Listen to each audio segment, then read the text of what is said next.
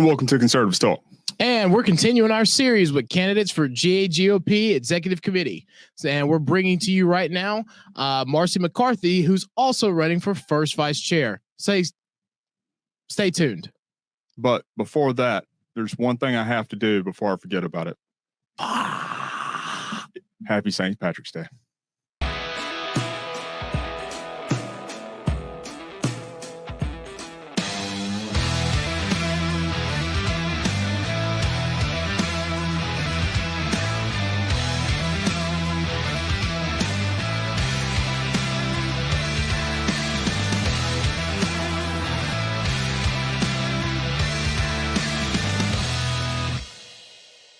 And welcome back to Conservatives Talk. My name's Justin. And this is Jamie. And as always, we want to take a moment to remind our viewers to make sure they're hitting the like button and the share button on any of the content that they run across any of the platforms that we release our content on, as well as making sure you hit that subscribe button. That way you'll always stay up to date on any of the productions that we produce, and you'll never miss a single episode of anything that Jamie and I have to do that will affect your everyday life and will control and dominate every aspect of your life. We also want to take a moment to remind our viewers to go to our website at conservativestalk.org and hit that sponsor tab in the upper right-hand corner or the lower right-hand corner and help us out with what you're able to, because every little bit goes an incredibly long way to allowing Jamie and I to be able to spread our message to eventually, one of these days, infect the world, take it over, and make sure that every right or every wrong has been righted and that we are the dominant society. It's like when the Daily Show says they invented news. A little bit of that. Whatever. Well, when we take over the world, we can dictate whether or not they did. Yeah. So with that in mind, Jamie, would you like to give your first reminder? Boycott hometown headlines. Don't forget it. Liberal media is garbage. It's fake news, and we got to get it out of Northwest Georgia. So remember, your one task is to continue the hashtag boycott hometown headlines and stop subscribing to them. Well, that's one of the one tasks. That's the main task right now. Well, to go to the website and sponsor so we can eventually take over the world and get rid of it anyway. I mean, I get that, but to me right now, it's secondary to getting liberal media out of Northwest Georgia. Semantics. so we want to take a quick moment to recognize our affiliates, and our first one being Net News Network. So you can find Net News Network at netnewsnetwork.net. It is a compilation of grassroots newscast producers to where you can stay up to date on things going on the ground level all across the nation. So make sure you are checking out netnewsnetwork.net for your local news from across the nation. We also want to say a quick thank you to Veterans for America First, the premier America First policy organization, where you will only find people who are trying to advance the America First policy. And they do that through their media arm being Vet Voice. So make sure you are looking for Vet Voice on every major social media platform to find America First policy content producers. So, Jamie, let's do this. We have, like we said before, a very special guest. We're continuing with our series for candidates for GAGOP, and we have Marcy McCarthy getting ready to run for first vice chair. So, Justin, you want to bring Marcy in? Miss Marcy, can you hear me? I can. It's so great to be with you guys tonight, especially happy St. Patty's Day to everybody. Happy St. Patrick's Day. How are you? Good. I've got my green on. I'm ready to go. Yeah, likewise. I get pitched today, but he's spoiling my plans. But so we wanted to reach out to you and invite you to come onto the show because we are reaching out to all the candidates that are running throughout the state party, because we know firsthand just the importance of what the state party has as far as their role goes in upcoming campaigns and just elections in general. And you being a candidate running for first vice chair for the GAGOP, we wanted to give you the opportunity to really tell our listeners of exactly who you are and what your plans are with that. So if you wouldn't mind, would you go ahead and give us kind of what your political resume is? Certainly. First, thanks for having me on tonight. And I love the fact that you're reaching out to all the different candidates so everyone has an opportunity to learn a little bit more about them. Mm-hmm. Georgia certainly is a very large state, and I'm trying to get out there as much as possible. Oh, yeah. And I have an appreciation actually for many of our statewide candidates out on the campaign trail after embarking on this.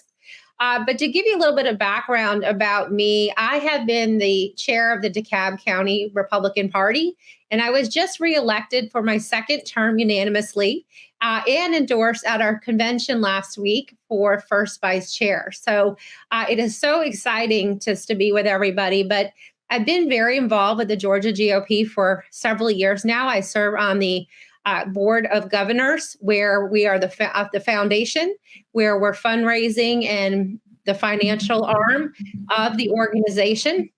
I've also been involved with the 4th District of Georgia through our Georgia GOP. And I was very proud to be a delegate, a national delegate for the National RNC Convention in 2020, although the experience is a little different than traditional conventions because we were in the middle of COVID. But I was invited to the White House to have to sit on the White House lawn and I watched President Trump accept his nomination for the 2020 presidential cycle. And my husband back and I in 2016 were really inspired by President Trump, in his campaign when he ran, he announced his running when he came down the escalator, but we later became part of the Presidential Inauguration Committee, and we were very honored to help underwrite the inauguration. That's super exciting. Wow. Yeah, very impressive. I've heard stories about the inauguration. It not only was it the COVID aspect, but also the violent nature of a lot of the they called them protesters, but I have other words for them that were surrounding the event as well.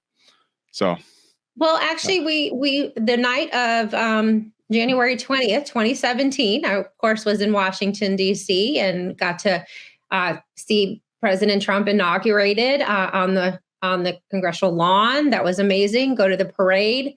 My husband and I walked back to our hotel, and we were walking through what we later learned was an Antifa sort of compound outdoor camping. I don't know what they were doing. And then that evening on inauguration night, we went to the ball and we were dressed to the nines and everything like that. But we were actually attacked by a mob of people wearing black clothing. I didn't know what they were called, to be honest with you. And it was scary because this is a peaceful transition of power. And the fact of the matter is nobody talks about that, but I was thrown into a chain link fence and separated from my husband. I was with a whole bunch of civilians dressed up for the evening and women and children. And I watched a little girl pushed to the ground and separated from her mom. My husband tried to help them. It was one of the most scariest moments of my life. That night we made our way peacefully to the inaugural ball. We were a little late, but fortunately we were not harmed in any way. And I was very grateful for the riot police that had to come in and put themselves between us and these horrible people that we later learned called Antifa. After the ball that night, we went back to our hotel completely exhausted because we were there for several days prior. It was the most incredible experience ever. But we were exhausted. So we slept probably for 12 hours. And you don't really eat during an inauguration either. There's very little food opportunities. And you don't really want to have to figure out how to go to the restroom. So you don't go on a starvation diet. But so we crashed hardcore, after getting back to our hotel. And then we woke up probably 12 hours later, starving. And we stepped outside and it was a sea of pink female part hats and clothing everywhere. And it was like, what happened to Washington, D.C.? We made our way over to a burger joint and watched Madonna on TV talk about blowing up the White House, which was just a few blocks away, and all these crazy nuts around us, and the Starbucks and the, across the street from the Starbucks that I wanted to grab some coffee at, the Bank of America building branch, I should say, was completely scorched and burned in the limo that they showed on the news as well. And we saw that limo the night before. So the fact of the matter is we woke up to completely a different Washington, D.C. than we went to sleep the night before. Wow. Yeah, it's a heck of a story with that. Yeah, thank God everyone was okay. Yes, and absolutely. that's a intense experience for. I mean, well, it was repeated. I couldn't fathom. I was repeated there because when I got invited to the White House to go to the RNC convention to see President Trump, accept the nomination for President of the United States again. That was the night that Black Lives Matter decided to take over Washington, D.C. And Rand Paul, you might recall, and his wife were attacked. We were with them earlier in the day.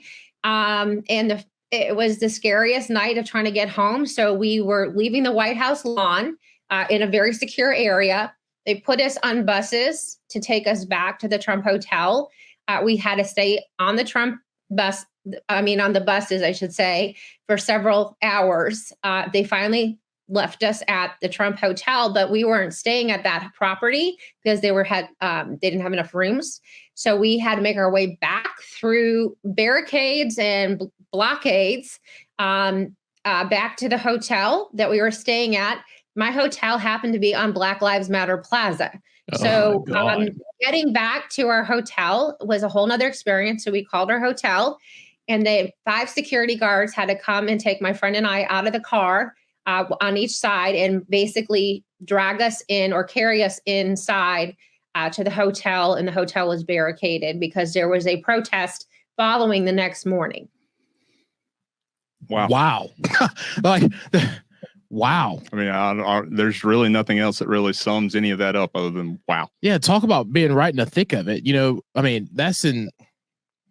My motto is living history in the front row. And yeah. Well, you definitely did that. That's for sure.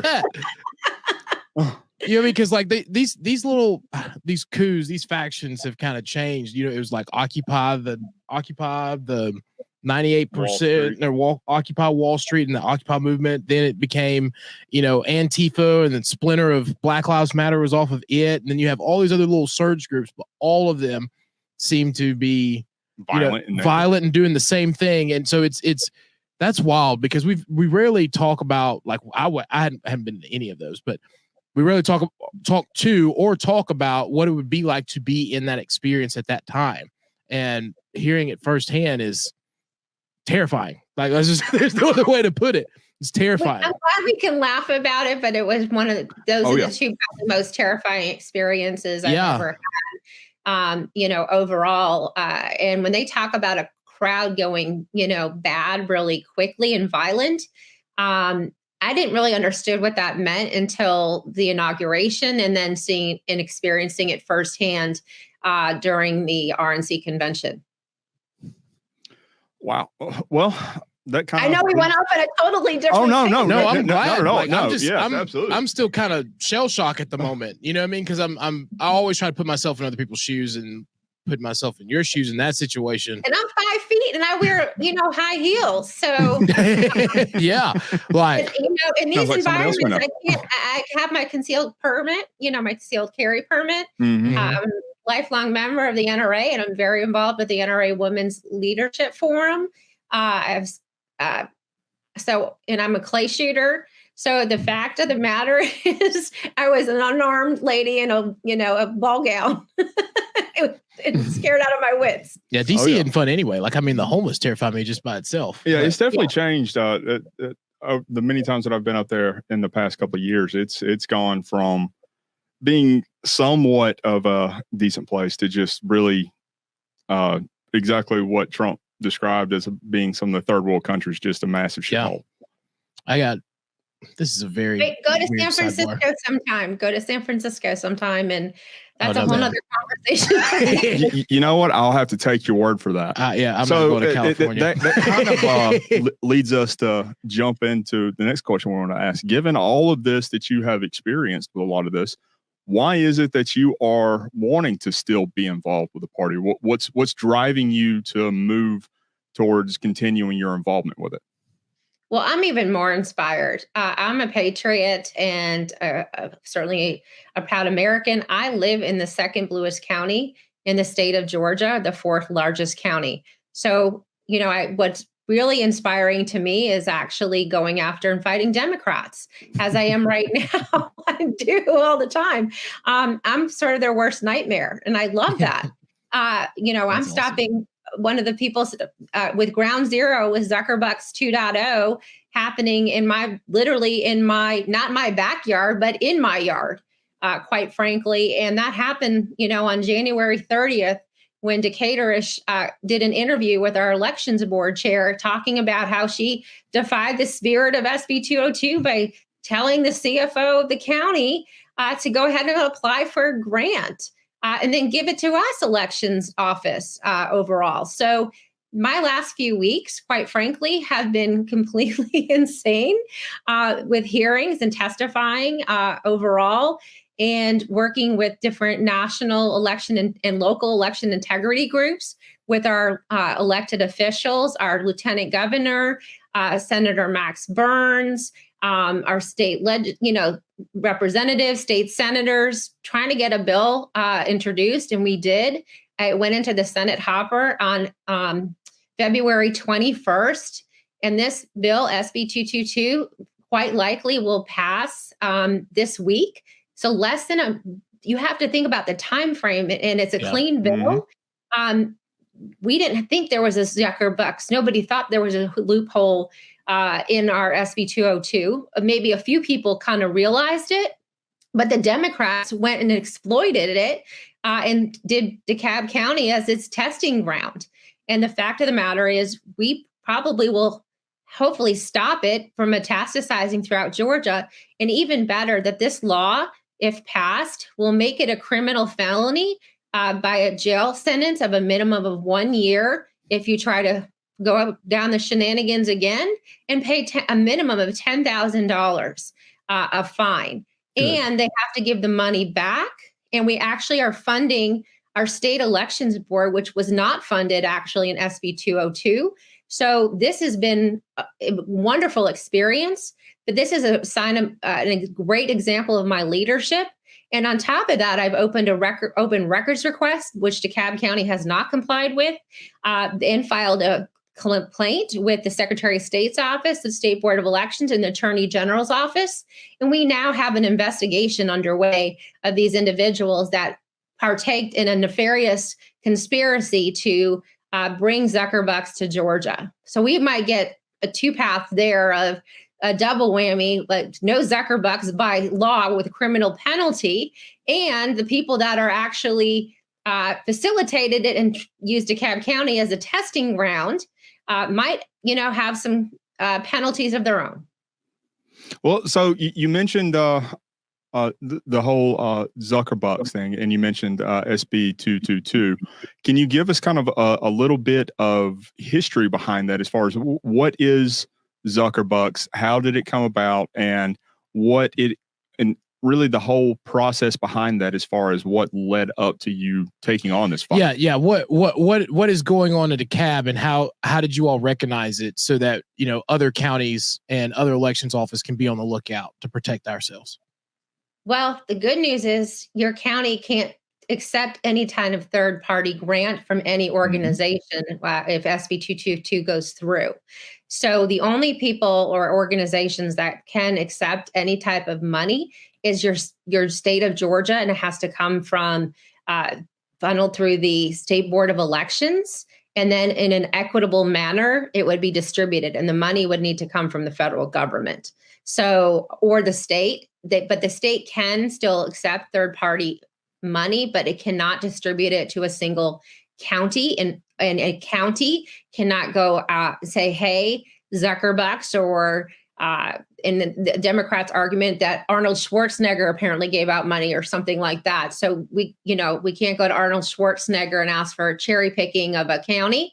That is illegal from any third-party entity of any persuasion, whether you're a Democrat, Republican, nonpartisan. They like to talk about it being nonpartisan, but they cherry pick these counties overall. So how did I find out about this?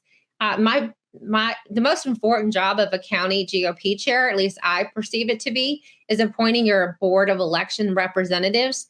And in my first term of being the DeKalb chair, I reappointed Anthony Lewis, who had been the only Republican really on our elections board that was completely outnumbered because of his we have two that we're allowed to have, and the other one was a Democrat in disguise.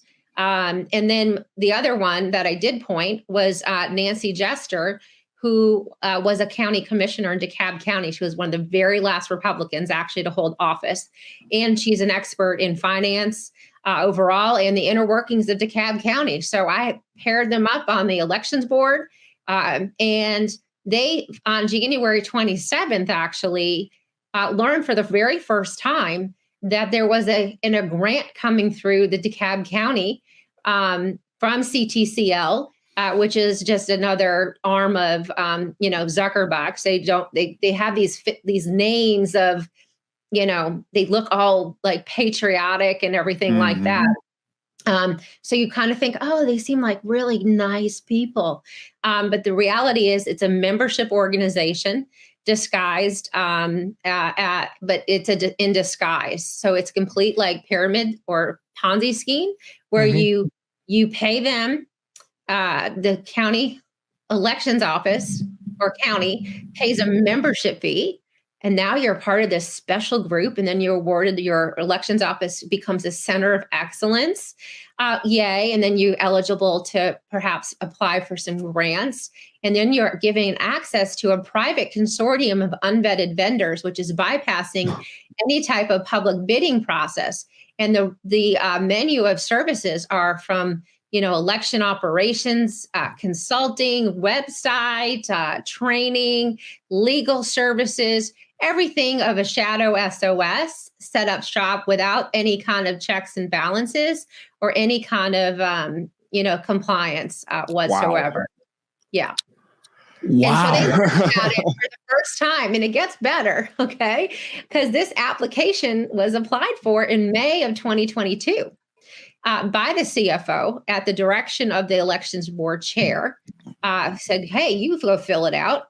So we got a copy of the grant application. And in the application, they wanted to remain anonymous. They were answering questions on behalf of the state of Georgia, Secretary of State's office. But they did refer the Clayton County elections director and said, hey, you can use my name when you call over there because, let's get some money. They can also be it can issue sub-grantors. So the fact of the matter is, if, we didn't stop this now, they could have given some money over to Clayton, and they could have funneled some money over to Fulton and, in Chatham and all your little counties that are a lot more bluer than your counties where you guys are. So then they said on the application that they couldn't afford their elections.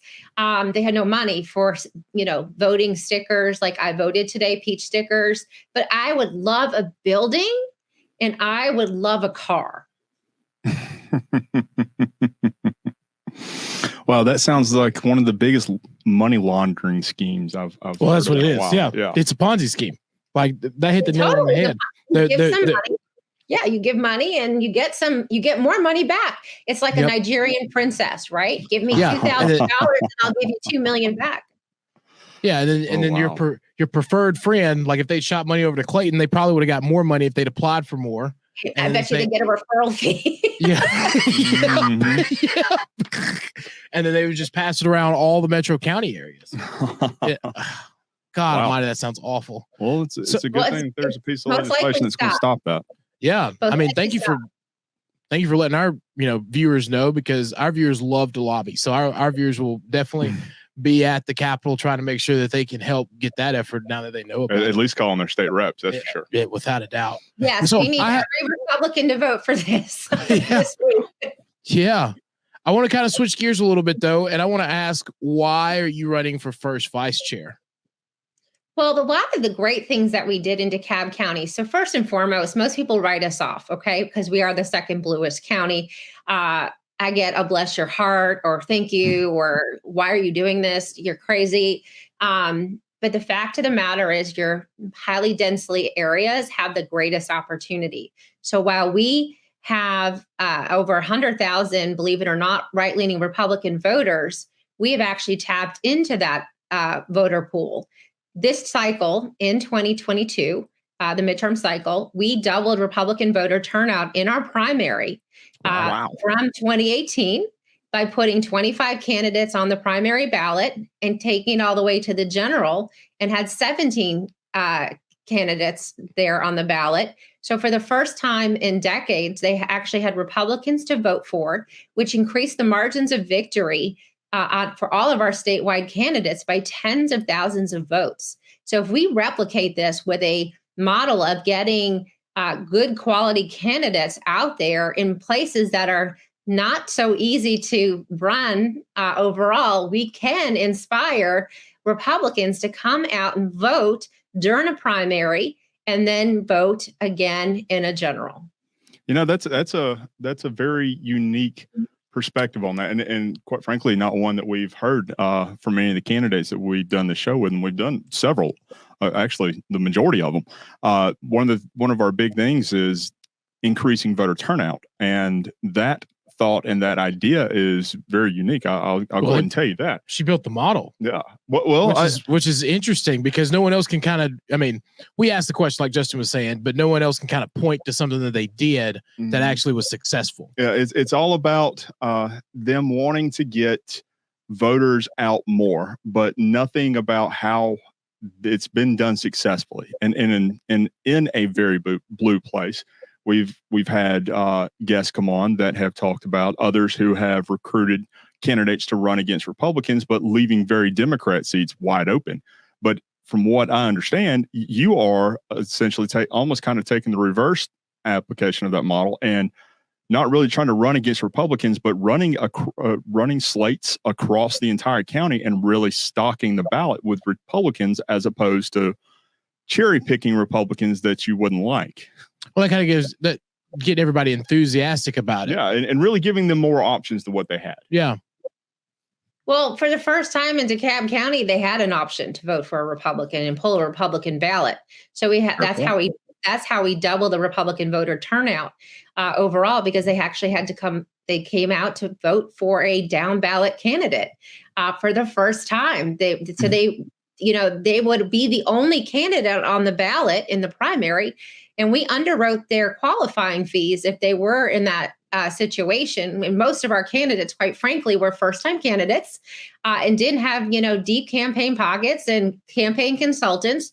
We became the campaign infrastructure for all those candidates. So we set up a Sunday boot camp. I had brought in speakers galore for media training, speaking, public speaking, how to build out a campaign, what the data, how to leverage the data and how to get the data, how to use the tools, how to build your campaign team, how to fundraise. So we literally took the entire primary cycle, because they were all running unopposed, and taught them how to be candidates, how to give a 2-minute pitch, how to give a 5-minute pitch, how to do a debate. And we became a family and worked tirelessly. And then we became their campaign ground game. In addition, I fundraised and we created an investors program in DeKalb County GOP, where outside the membership fee, but on a reoccurring basis, we have people giving $25 or $50 a month like I said, every single month coming in. So we built up our coffers. So we were able to do paid advertising on Facebook, very familiar. I own a marketing and events company in the cybersecurity industry. So I really do understand data. I really do understand digital. I understand technology and cybersecurity. So I took what I know in the business world and running a business. I run this company. And applied it to running the DeKalb GOP. And I can take that to the Georgia GOP because I know all those things. And I can speak to them because we have done them in a very blue county. The fact of the matter is, we made Democrats in what they thought was their safe space in a blue county work harder and actually work for the first time and had to spend money on themselves, like their down ballot candidates, and they couldn't go spend money on Stacey Abrams. That took away tens of thousands of votes from her because, again, we brought out the Republican Party from the down ballot candidate, inspired by the down ballot candidates. We can replicate this statewide and focus on actually what we should be doing as a political party is fighting Democrats, not each other. That right there. I am. I will say personally, I'm surprised that you're running for first vice chair rather than chair, because from interviewing everyone that we have, it's come out that the first vice chair serves at the pleasure of the chair. Well, what you laid out right there, everything that you've done, everything right there, that takes true leadership when it comes to party and really pushing a platform and pushing a message and pushing candidates, really pushing everything that is Republican. I'm surprised that you didn't decide to run for chair with that, quite frankly. Well, here's why, okay? My crew in DeKalb County still needs me, and they didn't want me to leave. So if I were to run for state chair, I couldn't really run for re-election in DeKalb County. And when you're building an organization, you don't have a succession plan in place. So my deal with them, and then my husband and my company was I would do the first vice chair in a dual role with the DeKalb GOP chairman. And quite frankly, I think I can have more of an impact because I am a county chair. I work with all the other county chairs, especially in the metro area. We work together. I have working relationships with all these different county chairs across the board. So what my opponents don't have those working relationships. I have all these county chairs on speed dial, quite frankly, and on signal channels that we operate on our own in, not like, with 20 million people on there, like hating on each other. We actually get stuff done. I'm in a base camp group with them, which is a technology platform to communicate. So we have all different methods, and we have text messages just going to each other. So the fact of the matter is I'm already working with the county chairs on a daily basis, because what we have found, quite frankly, is the state party doesn't do a lot for us. We have had to do everything, and we're not a year-round organization, which I found to be extremely troubling, and I found it really maddening right now. So in the going into the midterms, last time we had staff that worked at the Georgia GOP for Georgia Victory coming in, helping us set up the data and teaching people poll watching and how to go canvass your communities. And we also had, different partnerships set up with like Greater Georgia. I brought everybody in for our training. And then what we did, and we also restored fitness, faith, integrity, and trust in our elections by working and setting up a stakeholders group with the Democrats, the election office leadership, our board of elections, and sitting down and having working group sessions for several hours with set agendas and defined rules of engagement as outcomes of how we're going to, the poll watching, for example, we, for the first one in the entire state, did a rolling poll watching credentialing cycle. So on a weekly basis, because when you have 19 days of early voting, do you really know as a volunteer that you might be available on day 16? Your kid might get sick or something like that. Well, what I proposed to them is, can we do this can we turn it in by Thursday, 4:00 for the following week, and they can pick up their credentials on Friday afternoon? It worked. And the fact of the matter is we had better retention and participation. We also partnered in the runoffs for this elections with the National Senate Republican Committee, and actually were able to pay a lot of our poll watchers, almost all of them, in the runoff on election day. So I want to seek out more partnerships like this and empower our volunteers and help fund them, because being a poll watcher for 12 hours a day and not get paid for it, you might be absolutely a great American, but the fact of the matter is you have to put food on your table with your family and take care of your family. So we've got to find other ways of thinking outside of the box. And so here we are right now going into a presidential campaign cycle. And I don't have any of these people that I did in 2021 going into 2023. Quite frankly, I have zero. I have no election integrity people other than the people that I built relationships with to help me get through the SB 222 Zuckerberg kind of crisis. And that's all like national people that care that Georgia is a battleground state for 2022. So quite frankly, Georgia GOP has been very dormant for the last several months. So now when we go back after we're elected, and it takes us 6 months to get elected. So now you're looking at July, month 7. The Democrats have already, been like tweaking their infrastructure and recruited their paid operatives and whatever. And here we are. So, after July 4th, because, that's probably when we'll get it together. We'll start, can we hire, some field directors or something like that? And who's managing our data? Who's updating the data right now overall? So maddening to me that we stop and start and rebuild.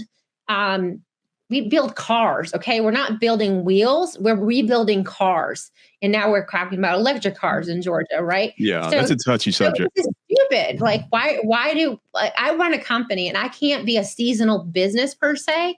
In our downtime, I've got to figure out ways to optimize my company to remain competitive. And why can't we do that for the Georgia GOP? That's absolutely. So I'm the county chair here for Floyd, and you kind of answered some questions that, I've been racking my brain out at the last couple of months of, we've had some great people work with us in the local area from GAGOP, but like they all end up coming in. We'll spend, a couple months with them in the cycle, and then everything at GAGOP shuts down, and then they go, to another state or go work somewhere else. And then we look at, I will just say this. Writing 120, 140 credential letters in the span of a week to get them all out and try to have them cover the entire election cycle is awful. So hearing that there's another method that could be used to try to do it like the week before or things like that. But are you even able to vet we have to have a better process because we are trying to vet these people, but some of them are really good people, but we've never met them or seen them before. So we have to go into the data center. We go into the GOP data center, verify what their voting record is overall. We did this for every single poll watcher, both paid and volunteer. And we had full participation because of all the work that we've done to restore fitness in our county. And if we couldn't really figure out their voting record, we go start looking on them on social media and things like that, just to make sure that they had our shared values and they were not an operative. That takes a lot of time. We had a couple people doing this like for hours in the day, again, as volunteers. Why aren't we? And then the sign-up geniuses that we had to create for the poll watching schedules. Why aren't we templating this out there for each of our counties and running this through a spreadsheet upload? We know how many precincts we all have. I have 191 and they tweak them, but there's maybe about 90% of them are the same ones every time. And there's about 10% that might change in the early voting ones, but you basically can, do a few manual edits that way, but why aren't we doing this statewide for all of our county GOPs? Not everybody is a technologist and understands digital. So I believe the Georgia GOP should be a service organization for our candidates as well as our county GOPs. And you thought 27 were bad. This is absolutely. I'm writing down like things that I'm getting ready to try to implement that I'm taking from what you've done. Well, you can call me anytime. Because I'm like, wow, this solves so many problems that I've been having over the last year and a half as being chair. But why are you figuring this out by yourself? That's correct. Because there's no one at the state party currently to kind of work through this with you. Well, wouldn't it be nice to have an account manager is your field director? And then you work in a centralized fashion, and then you leverage something like what we did in DeKalb, and we can roll that out on a statewide basis and not put the burden of expense of some of these licensing fees and get better pricing with Sign Up Genius for multiple seats. Right. Again, it sounds like impressed. She's got a great plan that's been implemented and has proven to be successful. So I want to give a real quick opportunity real fast to kind of give us the bullet pointed answer of where you see, I guess, what would be the best way? What would you do differently from your first day in that seat for first vice chair moving forward, what would you do differently than what's being currently been done? And I know you gave a lot of that in your previous answer with that, but what I'm asking for is just kind of the bullet pointed list. That way people can really take that and digest it and then come back and listen to it with a more detailed ear of exactly what it is and how you would get this done. Yeah, your 100-day top priorities. Yeah, so let's exactly like you said, what would be your 100-day priority list with this? Well, first and foremost, it's time we reinvent the Georgia GOP. This is not your grandfathers. This is not Ronald Reagan's party. We need younger people. We need people that, well, of any age that are motivated to actually get work done. I'm tired of the people in this party that, quite frankly, just want to have titles and do nothing. Overall, Amen. I get stuff done. Okay, I built a company from scratch. I grew up in a small town in Western Massachusetts. People, I earn my way. I earn my opportunities based on, my reputation, my fact that I over deliver overall, and I get stuff done. People call me a fireball. So let me answer your question. Okay, I'm going to tear the place upside down. And actually put an actual infrastructure in place. I will absolutely support whoever's chair, and I will be your best first chair, because actually I'm not waiting to take direction from my chair, because I actually can run a company. I run a county GOP, and what I can do is add value from the very first day that you elect me as your first vice chair. I'm familiar with technology, not familiar. I'm an expert in it. I'm in the cybersecurity industry. I own a company, and I took a GOP that literally was in the ashes, that people will kind of laugh if we could fill two people, maybe filling it in a booth at some Waffle House somewhere that nobody knew. And now we have a sold out breakfast with Doug Collins coming tomorrow morning. Wow. Well, I would say that your description of what others say, you being someone who over delivers, is underqualified in that response. To be honest with you, kind of undersells exactly what it is that you do for producing for your role. I've talked with a lot of people, and this is something truly GOP needs. It's time to really take us into the 21st century, get more young people involved, think of more innovative ways, get our candidates noticed, get our candidates out there, and not just the candidates, get them out there. We actually need to inspire people to run. Absolutely, that's truer than anything. Recruit and cultivate them. Absolutely, because it's a daunting task to put yourself out there and all of a sudden start, asking for money and fundraising and going door to door and say, vote for me. I mean, the people that we recruited to do this time had never in a million years ever considered themselves a politician. And if you ask them today, if they think they're one, they would still tell you no. Well, I mean, that's the type that's needed. What to elect is not career politicians, is people actually that want to get something done and represent the people. Yeah, I couldn't agree with you more. So something that just kind of popped in my head a little bit right there. You said that you are an expert with cybersecurity. One of the things that Jamie and I have been talking about in some of our previous shows is this whole notion of of the AI experience with the chat and the GPP or the GTT chat GPT. Yeah, coming up. The fact that could be then utilized in campaign messaging through really pushing and promoting for, let's be honest, the Democrats have us over a barrel when it comes to technology and infrastructure and things on that nature.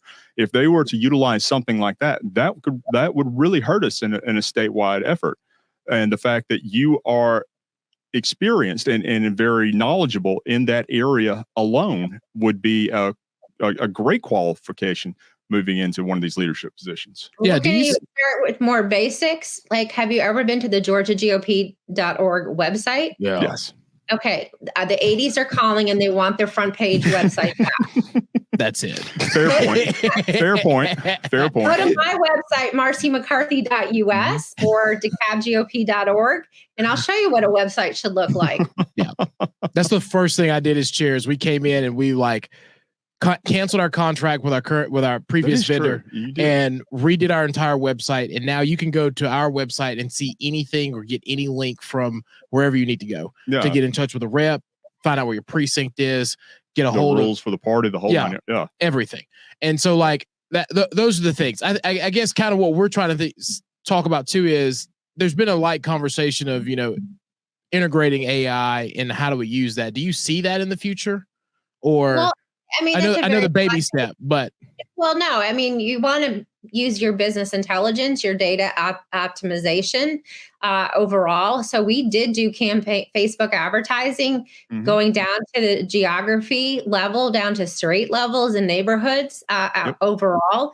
We use that data actually to employ a paid canvassing company to go out for us and cherry pick the doors we wanted to go inspire that were low propensity voters. So we used that data and created a message for them in our materials that was kitchen table politics oriented and not screaming hardcore Republican red in a place that's mostly blue. So even the coloring of our materials was a reddish color of purple on everything that we did, and very subtly had the DeKalb Republican Party there. We were there, but it was not so ostentatious because we have to expand the tent. Okay. We have to be inclusive, not exclusive. And especially in a place where we are outnumbered from 5 to 1, but we took it from 3 to 1. I mean, again, powerful, coming up with an ingenious way of really having a game plan and effectively making it work and pulling through with it and making it to where it does produce results. So I mean, I got to say that's impressive. You have to build a communications plan, and I'm really good at that. I've connected with all sorts of media out there across the board, and I will do interviews with anybody. Like I'm not afraid. Obviously, I've done New York Times, I've done CNN, I've done Gateway Pundit. I mean, I'm always on John Frederick's show. So you have to man. I like John. I love him too. He's a very dear friend of mine, and ours as well. You'll have to tell him Justin and Jamie said hello next time you're on. I sure will. I'm going to actually send him this video. There you go. There you have it. But he's 100% behind my campaign overall, and he really kind of sought me out and believed in me. And he loves to tell a funny story of how we came down Peachtree Road and she took the crown out of the gutter. He has a whole narrative to it when he has me come on the show, and I just sort of I used to be like, oh my God, but now it's kind of I just laugh. But you have to talk to different audiences. So you're not going to change hearts and minds out of the gate by screaming that you hate each other or you want to see each other. What brings us together is common ground of shared values and views. And you find that common ground, and that's where you start to connect and build that trust. Right now, the Georgia GOP has very little trust rating across the state with our elected officials down at the Capitol, overall. All the way to the fact that somebody, that has just really feels very disconnected. And I had met a man on a plane the other day that saw that I was working on some stuff for getting ready for one of our DeKalb GOP meetings. So he certainly saw glanced at my work on my computer briefly. And then he asked me about, you seem to be involved in politics. And I said, yeah. And he said, I'm a diehard Republican, but the party has just so offended me and alienated me. And I said, why is that? Because he's like, I don't trust it anymore. And so he went on a rant. The poor guy was in a middle seat on a long flight and, wanted to share his frustration. And I just listened and I offered some insights. I gave him my card. And I said, call anytime, but I hope you realize that, you're not alone out there. And that's why I am running for Georgia GOP first chair, is to expand our party and reach new people that have our shared values, so that we stay red as a state, that we take back the White House, that we retain our majority in the General Assembly. We cannot take any of this for granted overall. we're in a battleground state, and we've got to hit it from every angle, from ensuring fitness, faith, integrity, and trust in our elections, communicating with new voters that are younger, more diverse overall, and that have our values again, and find new ways to connect with them. Because, I really never want to see a postcard that is hideously designed show up at my house 5 and 7 days later after an election took place. Yeah. There were too many candidates that happened to this year. Yes. Because of poor planning, poor communication, poor consulting. And I will say, the post office on everything. How about you use a text message and an email, or a Facebook or Instagram or some other social media platform, and actually if they've opened it, read it, and clicked on it, versus waiting if they actually got it 5 or 7 days later and threw it in the trash.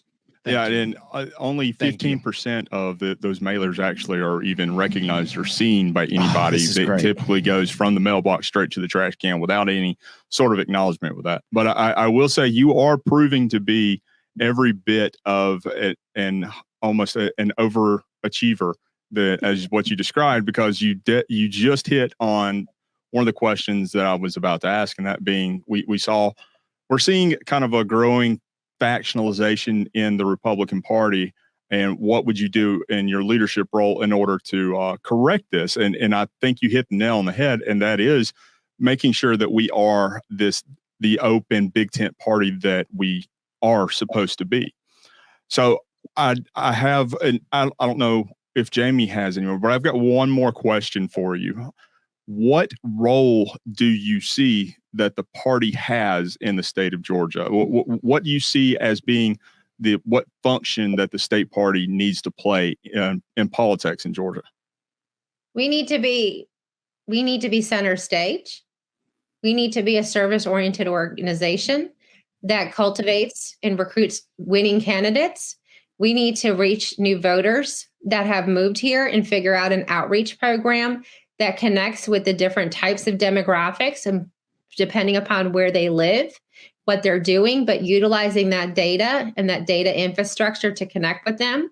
We need to empower and train our grassroots so that they feel ready and confident to go out there and connect with their communities overall, and ensure all of our elections are with fitness, faith, integrity, and trust in them. Because if you don't trust your election across the board and have a working relationship with your elections office like we do, even though some of the crazy that we're dealing with, we still have a working relationship with them right now. They're probably really pissed at me and want to throw mud at me, but right now they do kind of be mean, try to be mean on me on Twitter, but I don't really care. That's the fun part. Badge of honor, bring it on. Yeah, absolutely. Bring it on. If I'm rattling your cage, I'm doing my job. And if you're talking about me at your meetings, I'm doing my job. Absolutely with that. Well, Jamie, do you have any other questions? I don't. I'm just highly impressed. And again, thank you for putting your neck out there to run for not only county chair, but run for, first vice chair of the state party. Some of the things you've outlined are really, truly innovative when it comes to what we need in GAGOP to kind of push us in the 21st century. And I look forward to seeing you at state convention. I can't wait to see y'all in person. So thank you very much. Absolutely. Well, we sincerely appreciate you coming on and really kind of talking and telling our viewers who you are and what you're running for and everything on that line. So one more thing before we do go with this, and I want to give you an opportunity real fast to make a pitch to the delegates that are going to be attending in June. What would you like to tell them? Well, thank you very much for the opportunity. I look forward to seeing all of you in Columbus, Georgia on June 9th and 10th. When you're voting for your first vice chair, I hope that you'll vote for Marcy McCarthy, and that's Marcy, M-A-R-C-I, McCarthy, MCCARTHY.US. But I would love to come down or to your county GOP. I've been out there, your Republican women's group. I'd love to meet you before then and come and to connect with all of you. I'm happy to answer anybody's questions. My email address is Marcy, M-A-R-C-I, @marcymccarthy.us. I love people and I love connecting with people. So I am what you see here overall. And I think I am your future with the Georgia GOP. Well, I will say what we are seeing and hearing is incredibly impressive. Yeah. So again, we want to say thank you for coming on, and we are sincerely looking forward to being able to speak with you in person. Well, thank you for having me tonight, and happy St. Patty's Day, everybody. Get some green beer. You as well. Have a great evening. All right. Have a good evening. All right. So I have to say that was, as I said multiple times in that interview, that was truly impressive. That was a lot more than I really honestly expected it to be.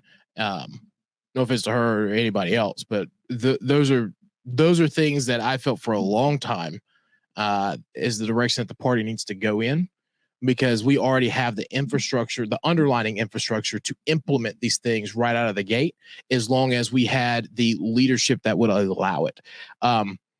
And she's definitely taking things by both. Yeah, by the reins there. Nothing to tout the current correct. leadership, because you know what I mean. I mean, just being honest, like there's some aspects of the current leadership that I'm a major fan of, but you know, sometimes you have to kind of just take a leap and move into other forms of technology, messaging, and that's doing things. That's just some of the things that we have to kind of get ready to take the reins on, and like she said, it's time to get some new, fresh ideas, more young people involved in the state party at large, not just your YRs. And now's the time to really take the turn and take not just GAGOP, but the Republican Party to the next level. Mm-hmm. No, so in all honesty, that I got to say, she really wowed me with that. I really There's some other things that I have a hard time keeping my mouth shut, but there's some things that I really want to say right now. But as I've learned in the past, Jamie's been taking notes on everything that what she had been talking about to implement. Yeah, like I'm gonna use it. Some of those stuffs here in Floyd County, and there's some people who watch the show, keep us in line, and they told me there's some things that I just can't say no more, or give my opinion about. So I'm just gonna stop talking right now. I really like this person though. Jamie's scared, but scared of paperwork. Scared of filing paperwork. You're damn right. I am. Fair enough. Fair enough. So with that in mind, we do like to take a moment to remind our viewers to make sure they are hitting the like button and the share button on any of the content that they do run across and the platforms that we release our content on, as well as hitting that subscribe button. That way they'll always stay up to date on any of the content that we do produce. They'll always stay up to date on what Jamie and I are putting out in the world, so we can eventually infect the world to take it over. And part of our game plan in doing that is inviting our viewers to go to our website at conservativetalk.org and hit the sponsor tab in the upper right-hand corner or the lower right-hand corner and help us out with what you're able to, because every little bit will go a long way towards Jamie and I taking total world domination. We want to take a quick moment to also say a thank you to our affiliates, and our first one being Net News Network. So you can find Net News Network at netnewsnetwork.net. We want to say thank you to Veterans for America First and their media arm, Vet Voice. So make sure you are looking for Vet Voice on every major social media platform. So with that in mind, Jamie, how about you lay some wisdom on us? Here's our final thought. With the final thought, I just want to say, continue to get involved. Continue to reach out to us if you are interested in running for office. I think with this episode, you got a lot of good nuggets on things and ways that we can all kind of not necessarily rebrand, but reinvent things or relook at things on how we do things when it comes to getting people involved in finding candidates. And so I think now's the time. If you've ever even had an interest in running for any office inside the state of Georgia, please reach out to us. We will definitely connect you with the right people and then kind of move forward from there. The other thing I want to remind everyone is district conventions are going to be on April 22nd. So go to your district chairs, your district representatives, your state party your state committeeman person, and try to get an idea on how you can get involved across your districts. I said person, I sure did. He knows what I'm about to say. Yeah. So anyway, April 22nd, if you are in the 14th district, our district convention will be at Tryon High School. And we are very thankful that our county line border friends and brothers and sisters in Chattooga County are going to be hosting this for us. So again, get involved as much as you can. If you want to run for office, give us a call. And with that, well, and one more thing, it's still it's St. Patrick's Day. But with that, it's this is Conservatives Talk, and we will see you soon. All I'm saying is if I was really Black Irish, I'd wear green. But I mean, come on.